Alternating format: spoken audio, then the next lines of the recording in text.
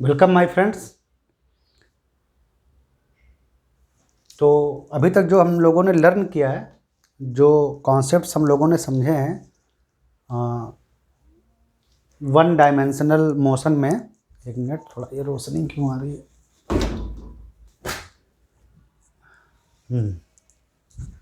अब सही है। तो अभी तक हम लोगों ने जो भी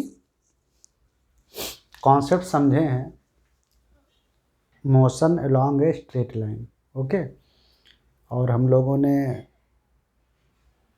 जो भी इक्वेशन या जो भी फार्मूले डेराइव किए, इक्वेशन ऑफ मोशंस और वेरियस प्रॉपर्टी जैसे डिस्प्लेसमेंट, वेलोसिटी, एक्सेलरेशन, इन सब के बारे में अच्छे से समझा।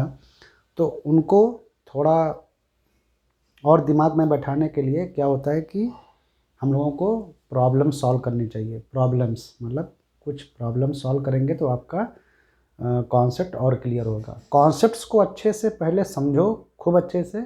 उसके बाद जब आप प्रॉब्लम भी सॉल्व करोगे ना, तो वो और क्लियर होगा आपके लिए। तो चलो प्रॉब्लम सॉल्व करते हैं। Problem number 1।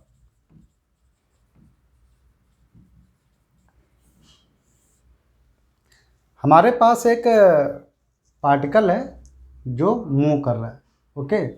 पार्टिकल हमारा कोई है जो एक्स एक्सिस के अलॉन्ग मूव कर रहा है, मतलब in one dimension x axis के अलॉन्ग ऐसे मूव कर रहा है इन ए लाइन, ओके। और टाइम के साथ जो पार्टिकल की जो पोजीशन है वो इस फंक्शन से दी हुई है। एक्स टी इक्वल टू, मतलब एक्स डायरेक्शन बता रहा है कि एक्स एक्सिस की ओर जा रहा है। X is nothing but is a position, और इसी से हम लोग डिस्प्लेसमेंट निकालते हैं।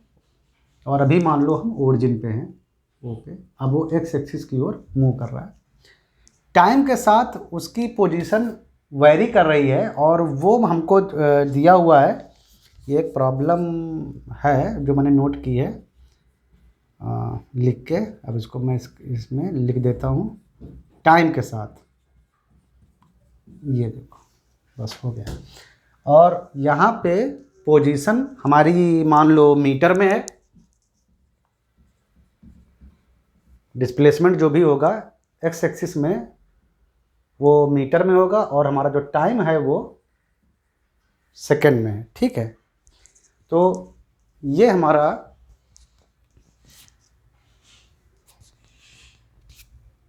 फंक्शन है, पोजीशन फंक्शन और displacement function with respect to time, okay. और हमसे पूछा गया है कि व्हेन वेलोसिटी जीरो, ये ऐसा मूव कर रहा है कि किसी टाइम पर उसकी वेलोसिटी जो है वो जीरो हो जाती है। व्हेन वेलोसिटी इज जीरो, तो तब हमको निकालना है उसका पोजीशन और उसका एक्सेलरेशन। पोजीशन और एक्सेलरेशन हमें निकालने हैं उस टाइम पर जब वेलोसिटी उसकी जीरो हो जाएगी। ये हमारी प्रॉब्लम है। टाइम के साथ पार्टिकल का पोजीशन फंक्शन दिया हुआ है, और हमें निकालना है कि जब वेलोसिटी जीरो हो जाए तो तब पार्टिकल का पोजीशन क्या होगा और उसका एक्सेलरेशन क्या होगा। यानी पार्टिकल जो है जब उसकी वेलोसिटी जीरो हो जाए तो पार्टिकल अपने ओरिजिन पॉइंट से, जहाँ से ऑब्जर्वेशन हो रहा है, वहाँ से कितना डिस्प्लेसमेंट हो जाएगा, और उस टाइम पर उसका एक्सेलरेशन क्या होगा, ठीक है। चलो सॉल्व करते हैं। तो पहले बोल रहा है कि व्हेन वेलोसिटी जीरो, तो व्हेन वेलोसिटी जीरो, तो हम पहले निकालते हैं व्हेन, मतलब आखिर वो टाइम क्या है जब हमारा पार्टिकल का वेलोसिटी जीरो हो जाएगा। तो एक्स टी इक्वल टू आपको दिया है, ये इसको लिखिए,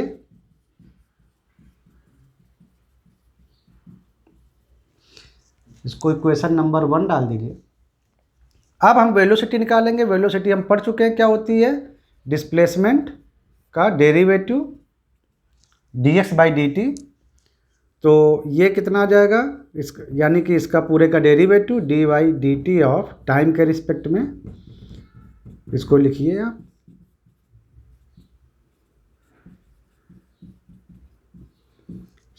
और उसका डेरिवेटिव की डेरिवेशन कीजिए तो 5/3 3t² minus 5/2 2t minus 30 plus 0। तो ये आ जाएगा आपका 3 3 cancel 2 2 cancel 5t² minus 5t minus 30। ये आ गया आपका वेलोसिटी। ये वेलोसिटी फंक्शन आ गया टाइम के रिस्पेक्ट में, मतलब टाइम पर डिपेंडेंट है। तो जब वेलोसिटी जीरो कीजिएगा तो हमको पता चलेगा कि किस सेकंड पर उसकी वेलोसिटी जीरो हो गई।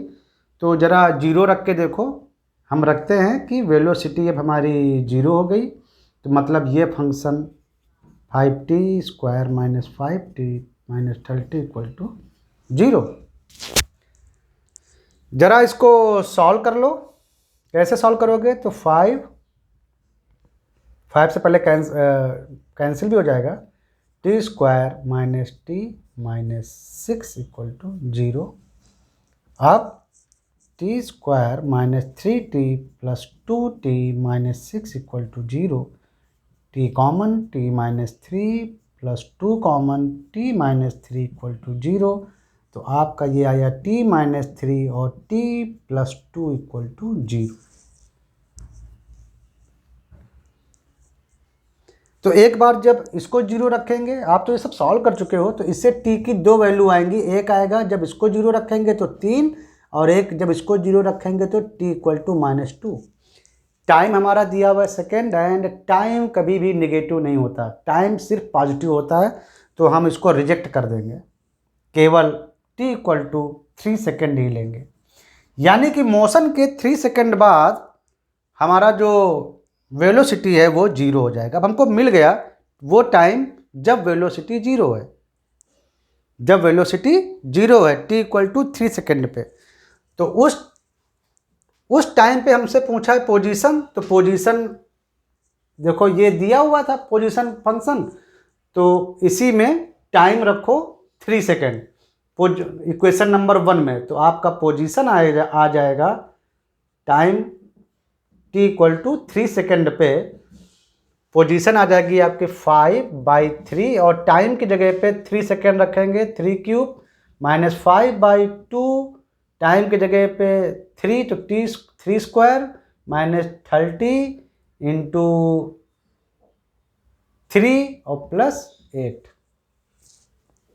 तो आपकी पोजीशन आ गई 3 सेकेंड पे, वही जब वेलोसिटी जीरो हो गई कितनी आ गई, ये 3² 9, एक इससे कट जाएगा 45 माइनस यहाँ पे -45/2 माइनस 90 प्लस 8, यानी कि टोटल आ गई आपकी 45/2 माइनस 90 प्लस 8, 22.5 माइनस 90 प्लस 8, तो माइनस 90 प्लस 30.5, ये कितना आ जाएगा 0.5707, और ये 6 माइनस मीन्स अपोजिट डायरेक्शन में वो भाग जाएगा। t इक्वल टू 3, पार्टिकल जो है वो ओरिजिन के उल्टा चलना शुरू हो जाएगा, -65 मीटर। ये आपका वैल्यू आ गया कब, जब वेलोसिटी आपकी जीरो, और तो ये आपकी पोजीशन निकल आई। जब वेलोसिटी जीरो तो हमारी पोजीशन नेट निकल आई है। अब एक्सेलरेशन निकालना है, तो एक्सेलरेशन क्या होता है, एक्सेलरेशन होता है dv/dt, time rate change of the velocity, तो d/dt, और ये वेलोसिटी फंक्शन आपको पता ही था, ये वाले ये रखो velocity function 5t T square minus 5t minus 30, तो ये कितना आ जाएगा 10t minus 5 minus 0 means only 10t minus 5। अब ये आपका एक्सेलरेशन आ गया, लेकिन हमसे पूछा है कि एक्सेलरेशन तब निकालो जब वेलोसिटी 0 हो, और वेलोसिटी हमारी 0 कब आई थी, जब टाइम था हमारा 3 सेकेंड। तो 3 रख के देखो तो एक्सेलरेशन आ गया आपका 10 इंटू 3 माइनस 5 यानी 30 माइनस 5 यानी 25 मीटर पर सेकेंड स्क्वायर। ये देखिए, तो आपका डिस्प्लेसमेंट और आपका मतलब आपका पोजीशन और आपका एक्सेलरेशन तब निकला जब वेलोसिटी हमारी 0 थी। हो गया आपका प्रॉब्लम सॉल्व। हमको पोजीशन फंक्शन पता था टाइम के रिस्पेक्ट में, और हमको एक कंडीशन दी हुई थी कि जब वेलोसिटी 0 हो तो तब पोजीशन और एक्सेलरेशन की वैल्यू निकालो। तो पहले हम फंक्शन से मतलब पोजीशन फंक्शन से या डिस्प्लेसमेंट फंक्शन से पहले हम निकाल लेते हैं velocity function. Velocity function is nothing but derivative of the displacement function और पोजीशन फंक्शन। तो हमको ये मिल गया वेलोसिटी का function, velocity equal to dx by dt। तो आपने निकाल लिया। अब पूछ रहा है कि व्हेन वेलोसिटी 0, तो आप ये कंडीशन रखिए कि इसको वैल्यू 0 रख दो, तो हमको वो टाइम मिल जाएगा जब वेलोसिटी 0 थी। तो वहाँ से हमको वो टाइम मिल गया एग्जैक्ट, और फिर हम इसी टाइम को जब इसी फंक्शन में रखेंगे डिस्प्लेसमेंट फंक्शन में, तो हमको पोजीशन पता चल जाएगी एग्जैक्ट जब वेलोसिटी 0 थी। और फिर हम वेलोसिटी से पहले हम एक्सेलरेशन निकाल लेंगे। Acceleration is nothing but derivative of the time derivative of the velocity function.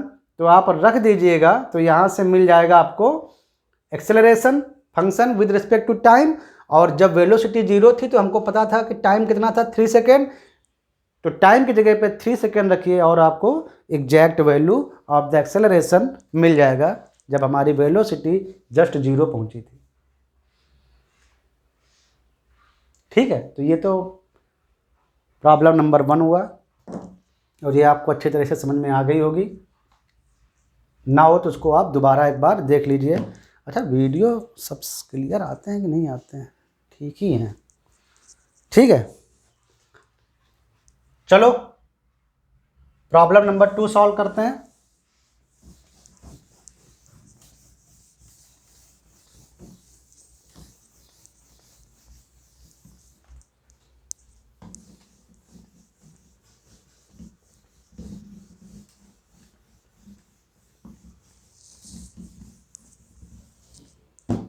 Problem number 2 भी मैंने लिखी थी। प्रॉब्लम नंबर 2 कुछ ऐसी है, यहाँ पर 2 लिख देते हैं। तो प्रॉब्लम नंबर 2 ये है कि कोई पार्टिकल है जो मूव कर रहा है, कोई पार्टिकल है जो मोशन में है, और वो वन लाइन मोशन, और वो ऐसे मूव कर रहा है कि उसका जो एक्सेलरेशन है ए, एक्सेलरेशन ए, वो जो टाइम है उस पर मतलब किसी भी मोमेंट पर उसका एक्सेलरेशन उस टाइम के स्क्वायर के प्रोपोर्शनल है।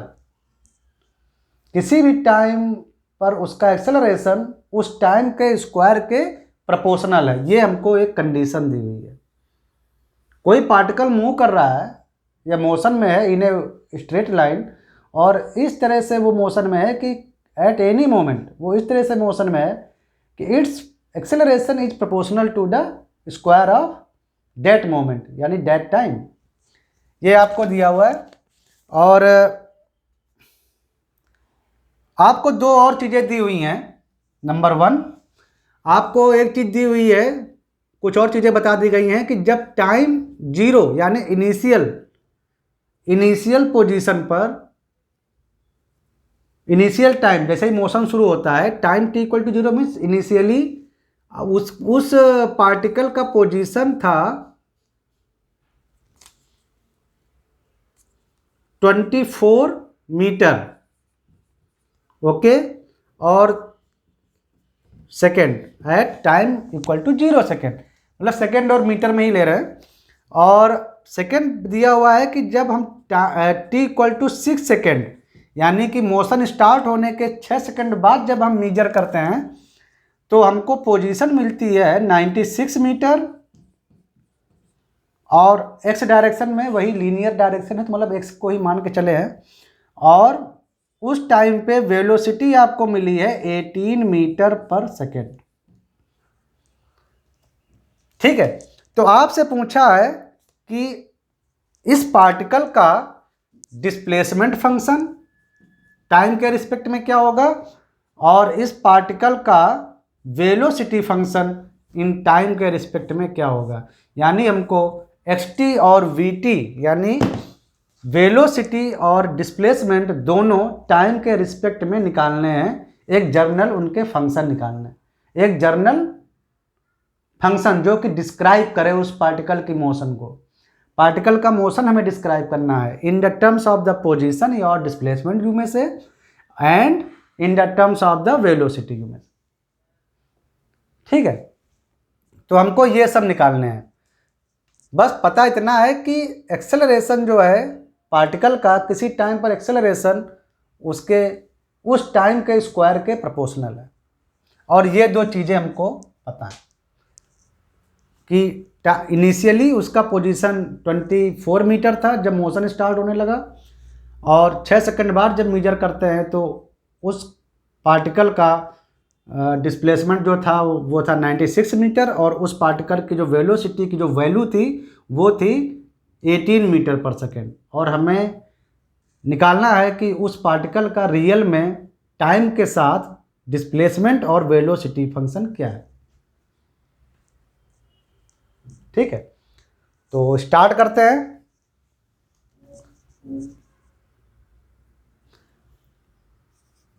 लिख देता हूं स्टार्ट। तो पहले देखो हमको दिया क्या था, acceleration proportional to t square time square, but acceleration is what, acceleration is nothing but dv by dt, time rate change of the velocity proportional to t square. Proportional का प्रोपोर्शनल मीन्स होता है मतलब linearly proportional है, तो इसको आपको equal में change करना आता है ना। dv by dt equal to एक कांस्टेंट लिख देते हैं, मान लो कांस्टेंट है आपका k, थोड़ी देर के लिए k लिख लो, k बड़ा सा k और ये टी स्क्वायर। अब ये प्रोपोर्शनल का ये साइन हट गया है और इक्वल का साइन यहाँ पर रिप्लेस हो गया है। Acceleration equal to k t square, इसको ऐसे चेंज कर सकते हो, k is some constant value. Okay okay, अब तो जरा इधर लाओ, तो dv बाई, इसको सॉल्व करो तो dv by d t equal to k t square d t. तो इसका इंटीग्रेशन करो दोनों ओर,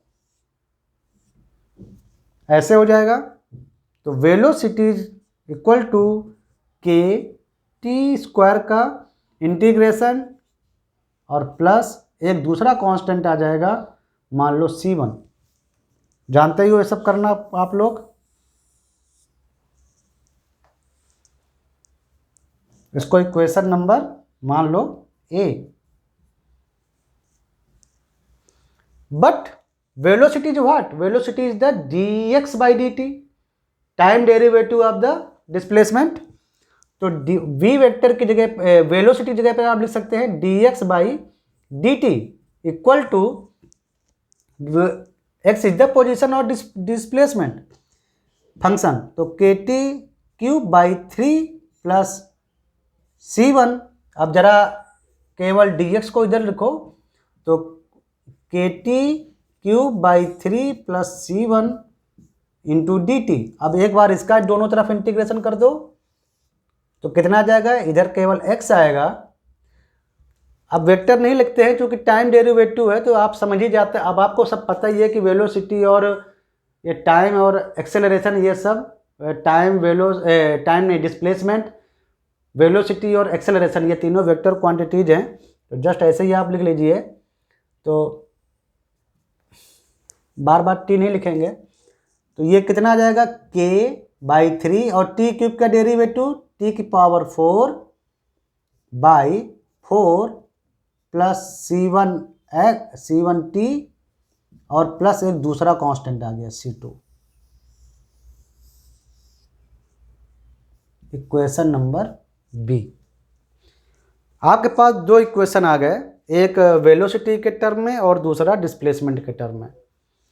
एक्सेलरेशन को पहले हमने dv/dt में लिखा और यहाँ पर एक कांस्टेंट लगाया था, क्योंकि ये प्रोपोर्शनल साइन था तो हमने इक्वल कर दिया, तो dv/dt = kt²। और फिर जब हमने इसको सॉल्व किया तो k एक अज्यूम्ड कांस्टेंट था जो हमने पहले माना था, C2 एक सेकंड कांस्टेंट आ गया। जब हम इंटीग्रेशन इक्वेशन सॉल्व करते हैं तो एक कांस्टेंट आता है।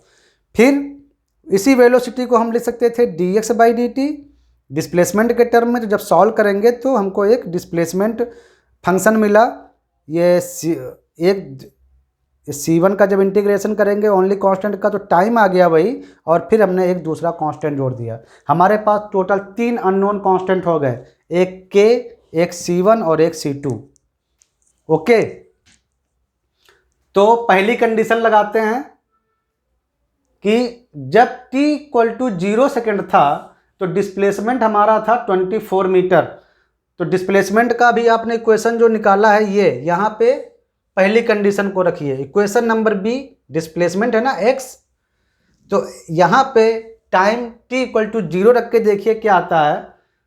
तो और x 24 तो x की जगह पे 24, हम कंडीशन नंबर 1 लगा रहे हैं, तो x की जगह पे 24 और t की जगह पे टोटल 0। तो ये 0, ये 0, मतलब ये जब यहाँ पर 0 रखोगे तो ये 0 आ जाएगा, ये भी यहाँ पर भी 0 है, t की जगह पर 0 जब रखोगे तो ये भी 0 आ जाएगा, ओनली C2 आ जाएगा। यानी हमारा C2 कांस्टेंट हमको पता हो गया कि 24। अब सेकेंड का इक्वेशन लगाते हैं, ये सेकेंड कंडीशन फुलफिल कराते हैं कि x 96 रखेंगे और टाइम रखेंगे 6 इसी इक्वेशन नंबर बी में। तो 96 = x की जगह पे 96 और t की जगह पे ओनली 6, तो k/3 6 की पावर 4/4 प्लस C1 और t की जगह पर 6 और प्लस C2 हमको पता ही था 24। यहाँ से ये देखो C2 आ गया आपका 24। इसको आप जब सॉल्व करेंगे तो कितना आएगा, 96 = k 6 × 6 × 6 × 6 करोगे ना 4 बार, 3 × 4 प्लस 6 C1 और प्लस 24, तो ये 2 और 3 तो कितना आएगा, 6 × 3 कितना होगा भाई, जल्दी से बताओ।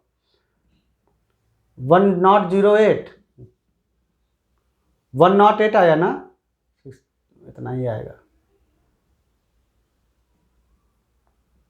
k + 6 C1 + 24 96, तो इक्वेशन आया 108k + 6 C1 और ये इधर 24 उधर माइनस हो जाएगा, तो 2 और 72 नंबर, इक्वेशन नंबर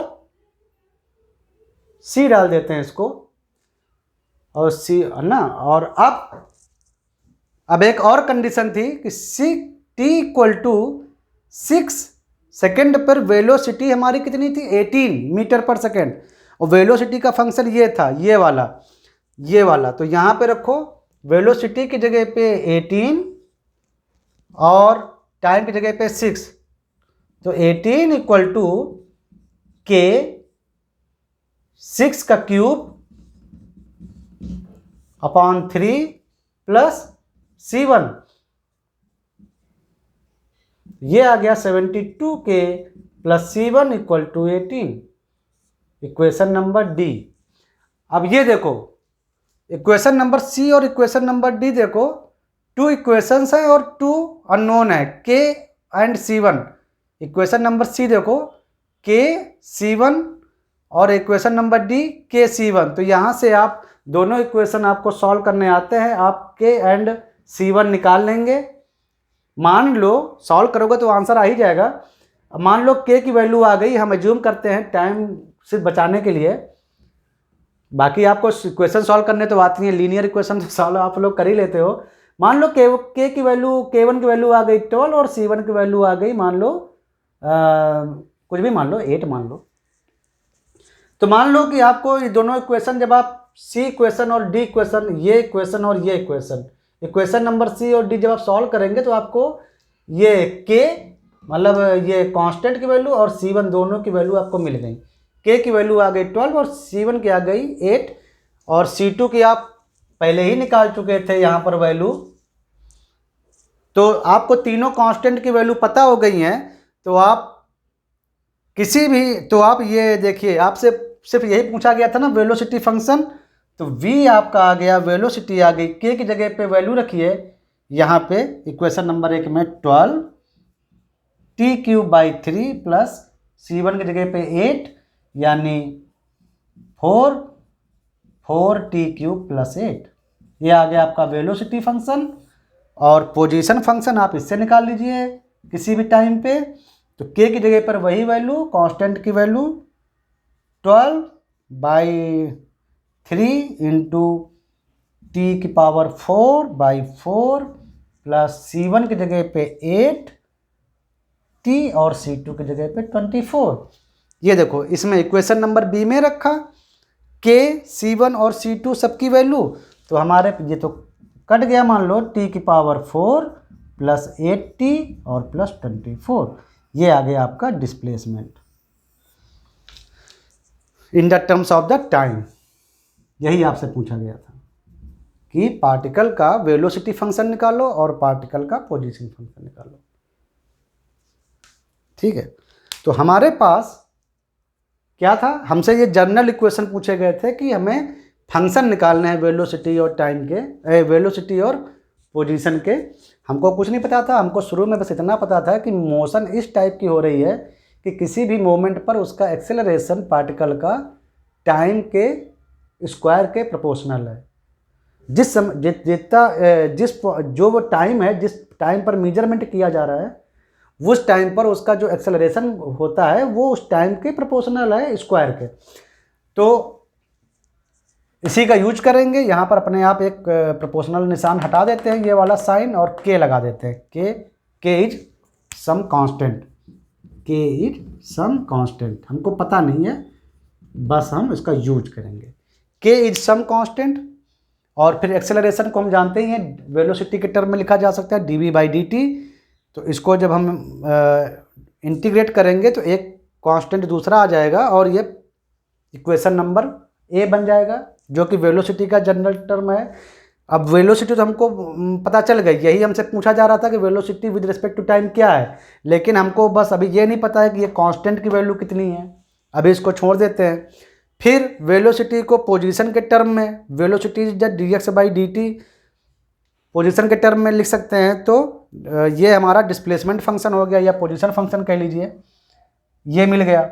हमसे यही पूछा जा रहा था कि यही x और v in the terms of the time, लेकिन इसमें ये जो कांस्टेंट हैं k, C1, C2 ये हमको पता नहीं थे। तो इनको पता करने के लिए हमने यहाँ पर जो शुरू में जो कंडीशन उन्होंने जो दी थी कि टाइम t = 0 सेकेंड पर जो पोजीशन है हमारी 24 मीटर है, तो पोजीशन पर ये कंडीशन फुलफिल कराएंगे इस इक्वेशन में। x की जगह पे 24 रखेंगे, टाइम की जगह पर 0 रखेंगे, तो हमको ये पहला कांस्टेंट सॉल्व करने पर मिल गया C2। अभी हमारे पास दो और कांस्टेंट बचे थे सॉल्व करने के लिए, k और C1।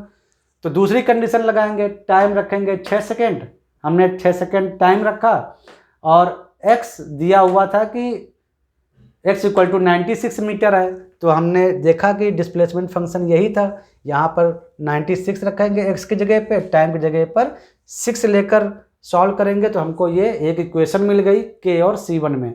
c2 की वैल्यू पहले ही 24 थी तो हमने रख दी। फिर टाइम इक्वल टू 6 सेकेंड पर वेलोसिटी 18 है, तो ये देखो वेलोसिटी फंक्शन था, इसमें हमने टाइम की जगह पे 6 रखा, वेलोसिटी जगह पर 18 रखा, तो हमको ये इक्वेशन नंबर डी मिल गया। इक्वेशन नंबर डी ये।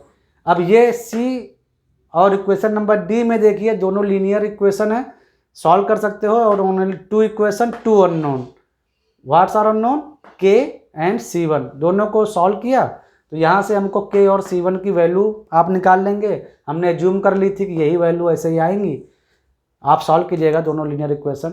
तो बाद में जब हमने जब सॉल्व कर लिया तो हमको k भी पता चल गया, c1 भी पता चल गया, c2 भी पता चल गया, तो जस्ट यहाँ पर रखकर हम वेलोसिटी फंक्शन और पोजीशन फंक्शन निकाल लेते हैं।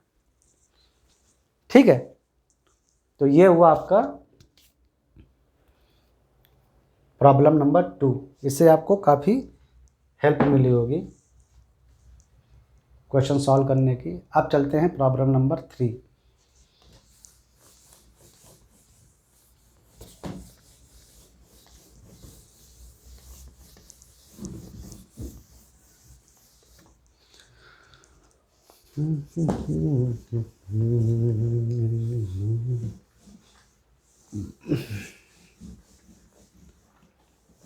ये मिटता नहीं है, लगता है इसकी इंक खराब है या तो ये बोर्ड पुराना हो गया होगा। चलो प्रॉब्लम नंबर 3 चलते हैं।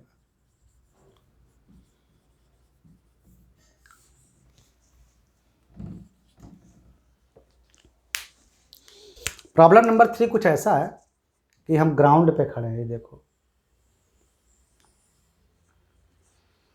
हम किसी मैदान पे खड़े हैं और हमने यहाँ से एक बॉल फेंकी ऊपर की ओर, उसकी स्पीड थी हमारी 98 मीटर पर सेकेंड।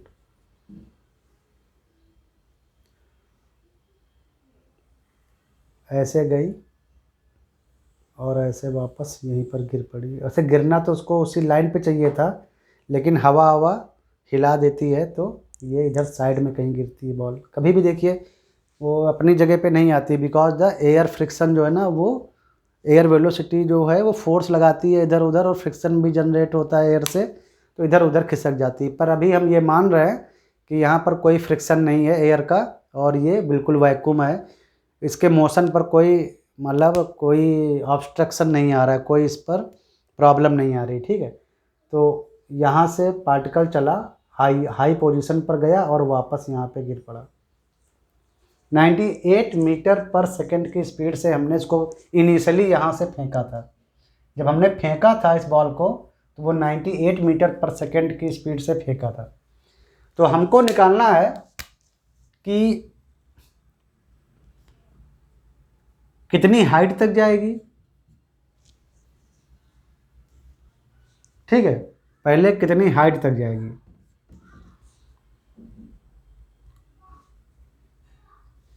और पहले तो टोटल कितनी हाइट पे जाएगी तो उसको हम मैक्सिमम h लिख देते हैं, h ये निकालना है। सेकंड, आधी हाइट पे जब जाएगी, पहले तो निकालना है टोटल हाइट कितनी है, कितनी हाइट तक पहुंचेगी। सेकंड निकालना है हमें कि what is velocity when height जो है वो h/2 होगी। मतलब इन अपवर्ड मोशन, मतलब जब हमने फेंका तो कुछ तो मैक्सिमम हाइट होगी, वहाँ तक जाएगी। और हमको ये भी निकालना है कि उस मैक्सिमम हाइट के जब हाफ पोजीशन होगी ये h/2, तो तो जब यहाँ पर बॉल पहुँचेगी तो तब उसकी स्पीड क्या मतलब वेलोसिटी क्या होगी। और थर्ड निकालना है total time taken in whole flight.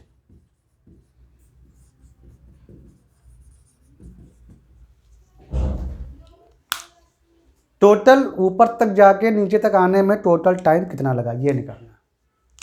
ठीक है, बहुत इजी प्रॉब्लम है। तो इसको हम स्टार्ट करते हैं, इसको सॉल्व करते हैं।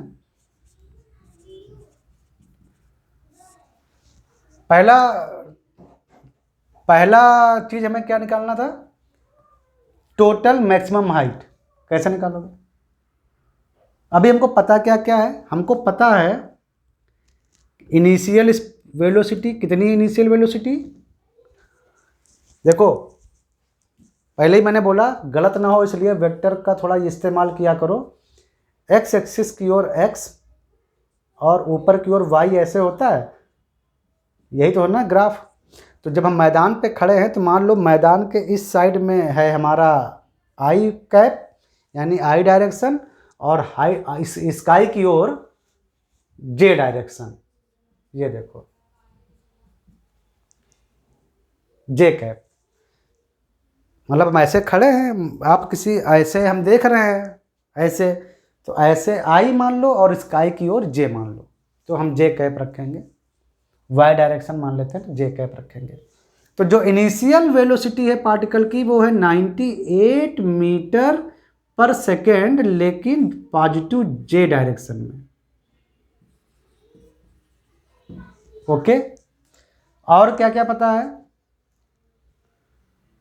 पॉजिटिव स्काई है ना, तो स्काई की ओर हमने जे कैप ले लिया। 98 मीटर पर सेकेंड है, J cap is only showing the direction. Okay, और हमारे पास क्या क्या है पता है? और हमें कुछ नहीं पता है, लेकिन ये चीज़ पता है कि इस पार्टिकल पर जो एक्सेलरेशन काम कर रहा है वो ग्रेविटेशनल एक्सेलरेशन काम कर रहा है। ये पार्टिकल जब हम लोग ऊपर फेंकते हैं तो वो किस फोर्स के अंदर काम करता है? अर्थ के ग्रेविटेशनल फोर्स के अंदर।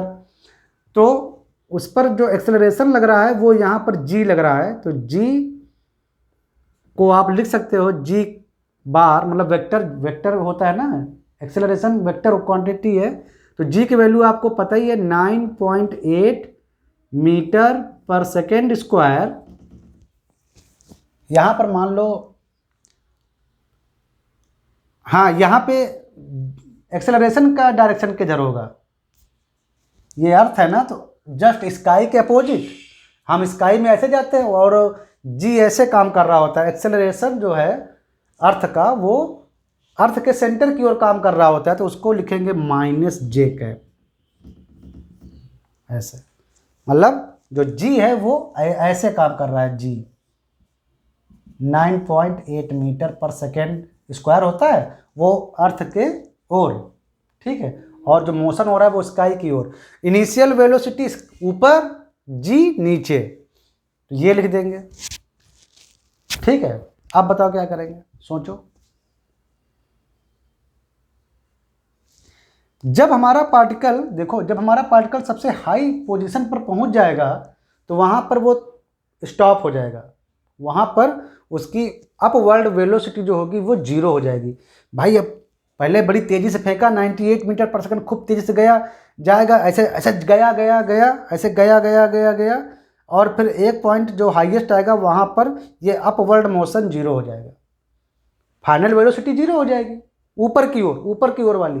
फिर वहाँ से अगर हम नीचे की ओर आते हुए देखें तो वहाँ से नीचे की ओर जब आएगा तब इनिशियल वेलोसिटी जीरो होगी नीचे आने के लिए, और अर्थ पर जब पहुँचेगा तब वेलोसिटी मैक्सिमम हो जाएगी, लेकिन अर्थ के डायरेक्शन में। अभी हम सिर्फ अप डायरेक्शन की ओर बात कर रहे हैं, सिर्फ ऊपर की ओर। जब हमने बॉल फेंका, तो जब बॉल फेंका तो फाइनल जो वेलोसिटी होगी कब? एट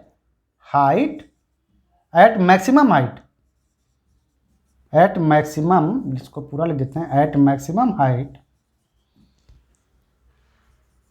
अपवर्ड वेलोसिटी कितनी हो जाएगी finally? 0 metre per second. J direction में, जे कैप मतलब अपवर्ड, उसी पॉजिटिव डायरेक्शन में ऊपर की ओर, स्काई की ओर फाइनल वेलोसिटी आपकी 0 जे मीटर पर सेकेंड हो जाएगी। ठीक है, तो जरा फार्मूला क्या होता है हमारा, v इक्वल टू यू और plus AT,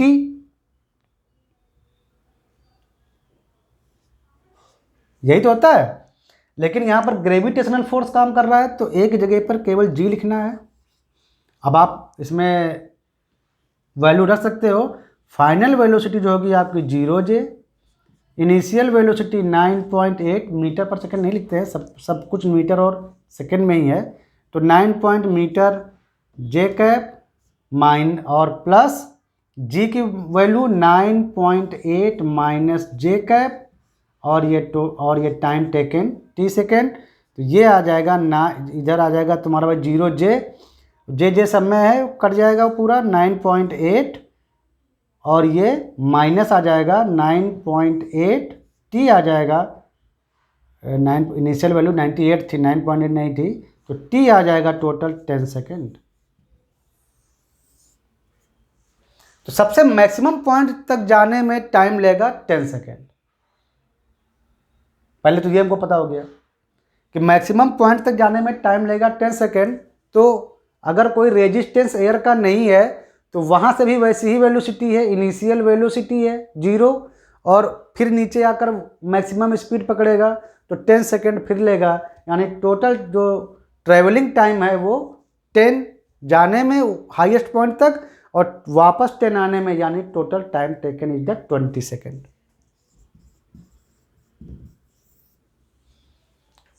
total time taken in whole flight equal to, flight मतलब अभी ऐसे नहीं जा रहा है, जस्ट ये मोशन बता रहा हूं मैं, तो 20 सेकेंड। ये आ गया आपका total time taken in the whole motion, जमीन से चला जमीन तक वापस आने में। अच्छा एक चीज और बताओ, फार्मूला जानते हो, v square equal to u square plus 2g dot displacement, यही तो है ना, पढ़ा है ना आपने, यहां पर g इस्तेमाल हो रहा है, तो v square equal to u square plus 2, हमको निकालनी थी टोटल मैक्सिमम हाइट, तो वो हाइट मान लेते हैं h है, तो g की वैल्यू कितनी है 9.8 माइनस जे कैप डॉट, ये हमको पता नहीं है लेकिन h ऊपर की ओर है, एच जे डिस्प्लेसमेंट हम मान लेते हैं, टोटल मैक्सिमम है h, तो एच जे कैप लिखेंगे और v स्क्वायर मैक्सिमम हाइट पर वेलोसिटी आपकी 0 है, फाइनली वहाँ पर जाकर स्टॉप हो जाएगा पार्टिकल, और इनिशियली u आपको पता ही है 98 है, तो यहाँ पे 98 का स्क्वायर अप है तो पॉजिटिव आएगा, तो ये टोटल आया आपका 0 इक्वल टू 98 का स्क्वायर और ये minus j dot j equal to -1, तो माइनस आ जाएगा केवल, तो -2 इंटू 9.8 इंटू एच, तो h आपकी मैक्सिमम हाइट जो थी वो आ गई 98, ये निगेटिव है ना तो ऐसे आज लिख लो इस साइड में, तो ये इधर वो उधर आ जाएगा, तो h आ जाएगा आपका 98 स्क्वायर डिवाइडेड बाई 2 इंटू 9.8, तो ये कितना आ गया, एक 9.8 से 98 कट जाएगा, तो 98 इंटू 10 डिवाइडेड बाई 2, ये 5 आ जाएगा, टोटल आ जाएगा 0.49 मीटर।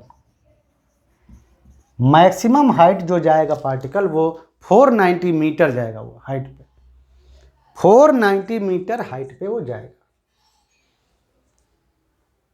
क्योंकि जब मैक्सिमम हाइट तक पहुंचेगा पार्टिकल तो उसकी फाइनल वेलोसिटी अपवर्ल्ड की 0 हो जाएगी, नीचे से वो 98 मीटर पर सेकेंड की स्पीड से अपवर्ड मोशन पकड़ेगा वेलोसिटी का, और जब हाईएस्ट पॉइंट पर पहुंच जाएगा तो उसकी फाइनल वेलोसिटी आपकी 0 हो जाएगी जब मैक्सिमम हाइट पर पहुंचेगा, तो ये हाई मतलब डिस्प्लेसमेंट कह सकते हो हाइट को, और ये अप साइड में हम ले रहे हैं तो एच जे लिखेंगे डिस्प्लेसमेंट की जगह पर, जी निगेटिव माइनस जे में काम कर रहा है, और यू इनिशियल वेलोसिटी केवल न्यूमेरिकल वैल्यू रखनी है 98 स्क्वायर, और फाइनल वेलोसिटी हमारी 0, क्योंकि जब मैक्सिमम पॉइंट पर पहुंच जाएगा तो v इक्वल टू 0 आ जाएगा।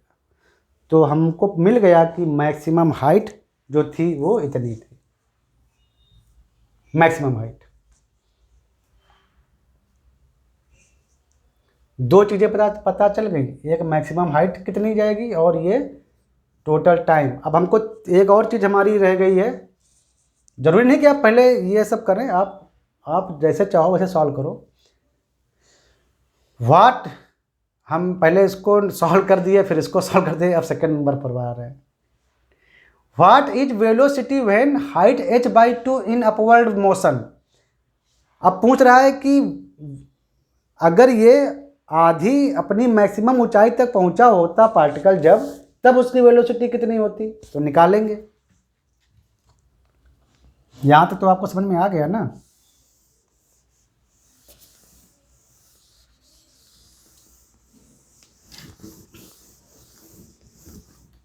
यहाँ से हमें एक और चीज़ मिली थी, मैक्सिमम हाइट 490 मीटर।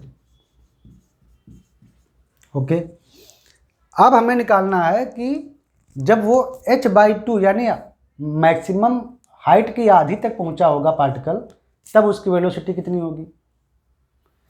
तो h/2 मतलब इसका आधा कितना होगा, 245 मीटर। ओके,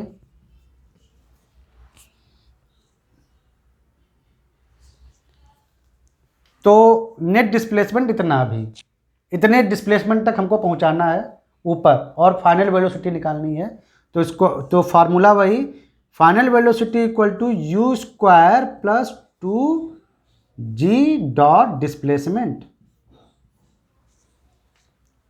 वही तो final velocity v square, initial की वैल्यू 98 का स्क्वायर प्लस 2g नीचे h ऊपर, तो निगेटिव आ जाएगा, j माइनस जे, g माइनस जे में, h डिस्प्लेसमेंट अप साइड में हो रहा है, ऊपर जा रहा है पार्टिकल, तो j dot minus j equal to -1, तो माइनस आ जाएगा, g की वैल्यू 9.8 और s डिस्प्लेसमेंट टोटल, डिस्प्लेसमेंट कितना है 245 मीटर। तो आपका आ गया v स्क्वायर इक्वल टू, इसका स्क्वायर करेंगे माइनस उसका स्क्वायर करेंगे, तो जो भी वैल्यू आए उसको निकाल लीजिए और फिर रूट ले लीजिए। तो v equal to under root 98 का स्क्वायर माइनस 9.8 इंटू 245, जो भी है इसको सॉल्व कीजिए और मीटर पर सेकेंड। ये वो वेलोसिटी है जो तब होगी जब पार्टिकल मैक्सिमम हाइट की हाफ हाइट तक पहुंचेगा। समझ में आया, हाफ हाइट तक पहुंचेगा तब। आपकी डिस्प्लेसमेंट केवल कैपिटल H/2 है, तो वो रख देंगे और फाइनल वेलोसिटी निकाल लेंगे। Final velocity when half height तक पहुंचने में H/2 तक, और जब मैक्सिमम हाइट तक पहुंच जाएगा तो फाइनल वेलोसिटी 0 हो जाएगी एकदम टॉप पॉइंट पर। पहले तेज़ी से जाएगा, ग्रेविटेशनल एक्सेलरेशन नीचे की ओर काम कर रहा है, ये इसकी वेलोसिटी को कम करता जाएगा, वो बोलेगा नीचे आओ, और ये ऊपर जा रहा है, नीचे आओ करके वो रोक देगा। एक्सेलरेशन का काम वही है ना, कि स्पीड को बढ़ाना, और डिसलेशन का काम स्पीड को घटाना। अब यहाँ पर वेलोसिटी के अगेंस्ट में जी काम कर रहा है, वेलोसिटी अप साइड में, जी नीचे खींच रहा है, तो ये ग्रेविटेशनल जो एक्सेलरेशन है यहाँ पे, वो इस पार्टिकल के लिए डिसलेरेशन का काम कर रहा है, एक्सेलरेशन का काम नहीं कर रहा है, डिसलेरेशन का। इसकी मोमेंट को, इसकी स्पीड को, या कह सकते हैं इसकी वेलोसिटी को ये पर सेकंड कम करता जा रहा है। और जब टॉप पर पहुंच जाएगा तब स्वागत करेगा, वाह वाह वाह अब आओ।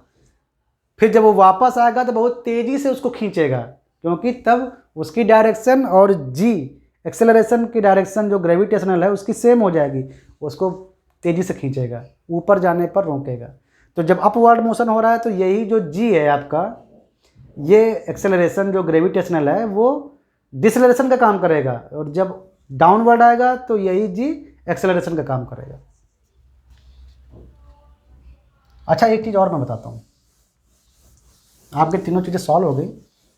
मैं आपको एक चीज़ और बताता हूँ कि total time taken in whole flight आप ऐसे भी निकाल सकते थे। कैसे? डिस्प्लेसमेंट, ये देखो यहाँ पर पार्टिकल पूरे मोशन में लौट के अपने ही पोजीशन पर आ गया, तो नेट डिस्प्लेसमेंट कितना है? 0। नेट टोटल डिस्प्लेसमेंट कितना है? 0, यानी final position minus initial position equal to 0। Particle ऊपर की ओर आपने बॉल फेंका और वो लौट के वापस गिर पड़ा, तो अपनी ही पोजीशन पर, यानी जहाँ से चला था वहीं आ गया। तो टोटल अपवर्ड जो पोजीशन मतलब मोशन डिस्प्लेसमेंट हुआ वो हुआ 0। 0 जे कैप लिख देते हैं, अपवर्ड मोशन ले रहे थे। तो हमारा फार्मूला क्या होता है डिस्प्लेसमेंट का? Net U T plus half A T square, यही तो फार्मूला होता है ना, यू टी। और यहाँ पर हमारा एक्सेलरेशन है वो जी है, gravitational acceleration only G T square. अब अगर हम टोटल मोशन लें, टोटल मोशन, तो डिस्प्लेसमेंट नेट हो गया हमारा 0 जे, ठीक है। तो 0 जे initial velocity 98 metre per second in upward, यानी जे टाइम टेकन प्लस हाफ जी 9.8 माइनस जे और ये टी स्क्वायर। तो ये जे जे जे जे जे जे कट जाएगा, ये निगेटिव है ओनली, तो 90 इधर 0 आ जाएगा, 98 t minus half 9.8 into t square. तो ये कितना आ जाएगा? एक टी टी भी कॉमन आ जाएगा, तो 0 equal to 98 minus 9.8 by 2 t square, 8 केवल टी, यानी टी आ जाएगा आपका केवल 2 इंटू 98 बाई 9.8, ये 10। तो total time equal to 20 second. देखो वही आया 20 सेकेंड। अभी हमने बताया था ना कि टोटल हाइट तक जाने में आपने जब टाइम निकाला था तो 10 सेकेंड आया था, और जब वापस गिरने में हमने बोला था कि सेम तरीके से नीचे गिरेगा, तो 10 + 10 इक्वल टू 20 सेकेंड। तो ये देखो अभी भी वही को आया 20 सेकेंड होल टाइम। कैसे? हमने टोटल मोशन को एक साथ लिया और फाइनल डिस्प्लेसमेंट हमने पाया 0 है। भाई पार्टिकल यहाँ से चला और मोशन करके वापस वहीं पहुँचा, तो net displacement is the 0। Initial velocity जो थी वो अपवर्ड थी, तो वो हमको पता ही है, फेंकी जा रही है 98 मीटर पर सेकंड की स्पीड से। और जब टोटल जब ऊपर से नीचे आएगा तो नेट डिस्प्लेसमेंट 0। तो मान लो टोटल लगा टाइम पूरी फ्लाइट में h है, तो t है, तो t आपका सॉल्व हो गया, t इक्वल टू 20 सेकेंड। तो ये कॉन्सेप्ट समझ में आया डिस्प्लेसमेंट का। हम नेट डिस्प्लेसमेंट निकालते हैं, याद रखना, final position minus initial position, इस फार्मूले में। और जब आप डायरेक्शन लेकर वेक्टोरियल सॉल्व करते हैं ना, तो धीरे धीरे तो आपको पता हो ही जाता है, आपसे गलत होने का चांस कम रहता है प्रॉब्लम, क्योंकि आप डायरेक्शन को जब कंसिडर करते हैं तो आपसे गलती नहीं होती है। ऑटोमेटिक पता चल जाता है कि यहाँ पर यहाँ निगेटिव आएगा कि पॉजिटिव आएगा, आपको रटने की जरूरत नहीं है। जब आप एक्सेलरेशन का डायरेक्शन रखेंगे, यहाँ पर एक्सेलरेशन का डायरेक्शन आपने रखा जी, और जी हमेशा आप जानती हैं कि डाउन साइड में है, और आपने ये मान रखा है कि अगर ये लैंड है तो हमने स्काई की ओर +j लिया है, और स्काई की ओर नीचे की ओर -j। तो और इधर अगर चलेंगे लैंड पे तो i x डायरेक्शन, तो उसका यूज करते हुए हम लोगों ने सॉल्व किया और गलती नहीं होती है। चलो प्रॉब्लम नंबर 4 आगे बताएंगे, अभी बहुत लंबा हो गया, 3 प्रॉब्लम अच्छे से आप समझ लीजिए बस। तो मिलते हैं नेक्स्ट एपिसोड में। और हम वहाँ पर और सी बहुत सी प्रॉब्लम सॉल्व करेंगे। ठीक है, चलो।